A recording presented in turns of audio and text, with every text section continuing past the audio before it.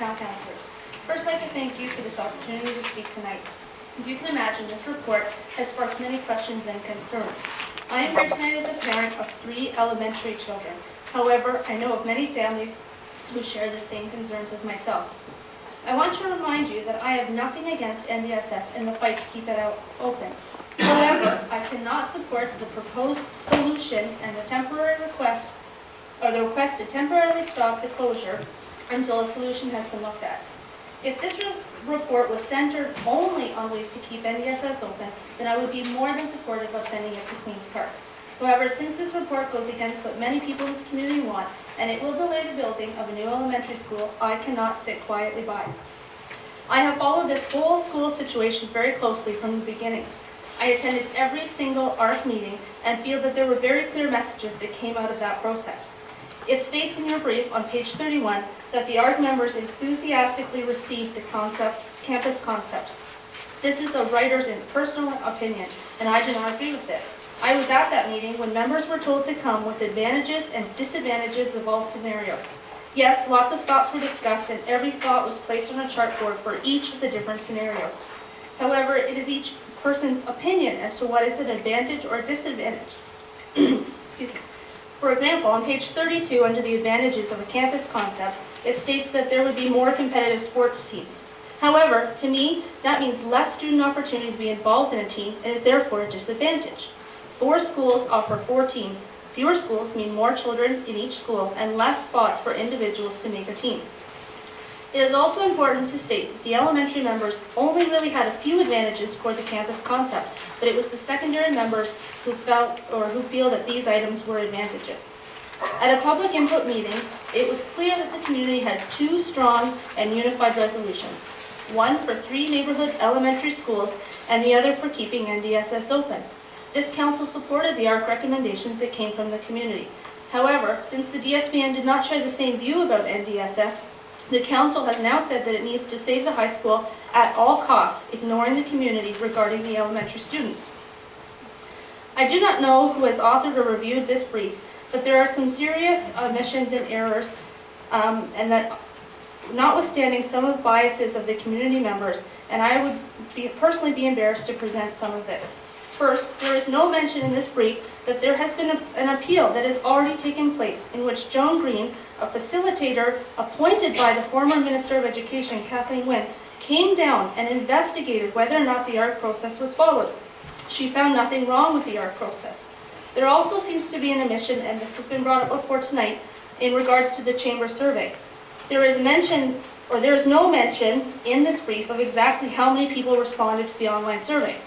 Now, in my own research, I found, and Janice confirmed it earlier, that there were 641 people who responded. That means that less than 10% of the residents answered this biased questions. And this survey, or that survey, was not accepted by this council on August 31st of 2009 for a variety of reasons. There also is no mention of the survey that was sent to the Butler and Virgil families asking them where they wanted to have their new school located. And this part's already been brought up, but I feel that I have to say it again, would be that secondly, it's important to have correct information regarding the Ontario Conference of Mennonite Brethren Churches. I have been a member of the Mennonite Brethren Church since 1990. Excuse me. First, it is not called a Mennonite Brethren Council, but it is in fact called the Ontario Conference of Mennonite Brethren Churches, and it has had its offices here in Niagara-on-the-Lake on and off since 1989. And I can personally attest to that as it was in the basement of my family home. Page 15 states that for practical reasons, students from St. David's and Queenston will continue to attend the newly expanded, much closer St. David's Lower Seacourt Public School in St. David's. But is it not practical for Virgil students to attend a much closer school in Virgil? And is it not practical for Parliament Oak students to attend a newly renovated, much closer school in Old Town? I would like to go back to the survey from parents of Virgil and Butler students, where they were asked where they would like their new school located. 75% of those respondents did not want it located on the NDSS site. They still favored the neighborhood elementary school location. And so, at the end of this day, I am here as a parent of a 10, 8, and a 4-year-old child at Virgil School.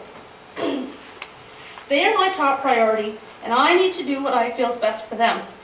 This proposed solution for having all public, Catholic, Mennonite, elementary and secondary students, and that is quoted in there, if that's going to be corrected, that's fine, but it still is a large number of students, on the same property is not in the best interest for my children.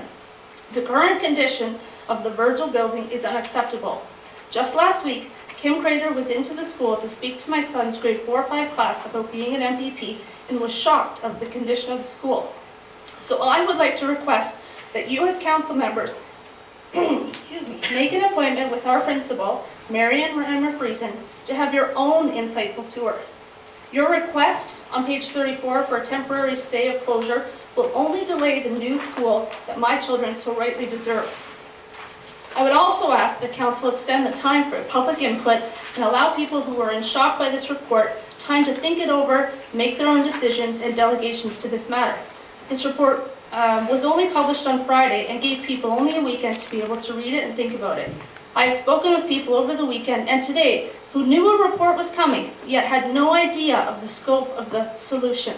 And so I ask you to postpone your vote tonight to allow another public input meeting as a chance for all community members to have the opportunity to let their voices be heard. And so in closing, I must say again that I cannot support this report, and I ask that it go back to the Strategic Committee so that they can seek unbiased opinions and support from all stakeholders and make recommendations about the mandate of NDSS, not elementary schools. Over the last 2 years, this council has shown it cares about the future of NDSS and has ignored elementary students, parents, and community members. Now is the time to show that you are listening and willing to act on behalf of all the people, because we will not be ignored in the fall.